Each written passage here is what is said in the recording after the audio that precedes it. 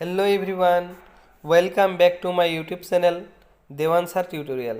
Devansar Tutorial YouTube channel to loi moi আপোনালোকক পুনৰবাৰ স্বাগতম জনাইছো।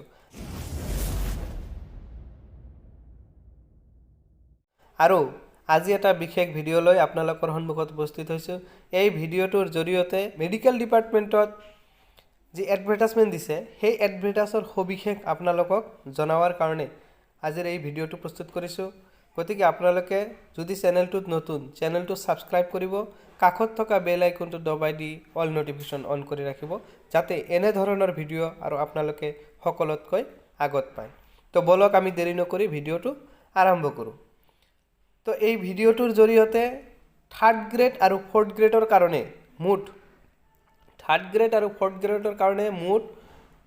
1782টা পোষ্ট মুকলি হৈছে আৰু এই 1782টা পোষ্টৰ কাৰণে এপ্লিকেশন আৰম্ভ হ'ব 26 ডিসেম্বৰৰ পৰা। গতিকে যিসকল আপোনালোকৰ ভিতৰত যিসকল এলিজিবল ক্যান্ডিডেট আছে তেখেতসকলে আবেদন কৰিব পাৰিব। গ্ৰেড 3 কাৰণে পোষ্ট আছে 977টা আৰু ইয়াৰ কাৰণে এডুকেশনাল কোৱালিফিকেশন বেলেগ মানে পদ অনুসৰি বেলেগ লাগিব। বিভিন্ন পদৰ কাৰণে বিভিন্ন এডুকেশনাল কোৱালিফিকেশন লাগিব। পে স্কেল পদ অনুসৰি পে স্কেল বেলেগ হ'ব। গ্ৰেড 4ৰ পোষ্ট আছে 609।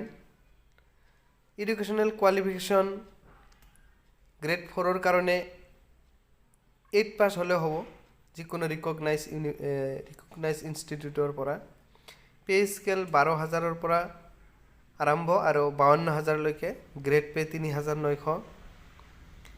Reservation post of female candidates will be as per prevailing government rules, মানে মহিলা ক্যান্ডিডেট সকলে সুবিধা পাব গভৰ্নমেণ্ট ৰুল মতে।